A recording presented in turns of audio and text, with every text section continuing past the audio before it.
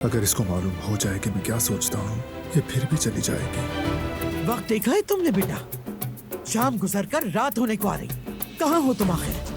वो भी तुम्हारे साथ है। शर्म आनी चाहिए। आखिर आप ये कैसे कर सकती हैं? आप यामुर की माँ से उसकी बात कैसे करवा सकती हैं?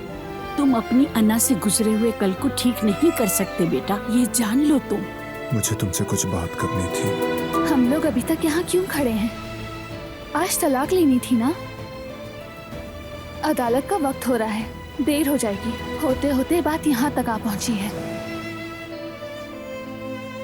अब मैं और एक दिन भी नहीं रह सकती। देखो इस नालायक को, अब भी इसी लड़की के साथ है।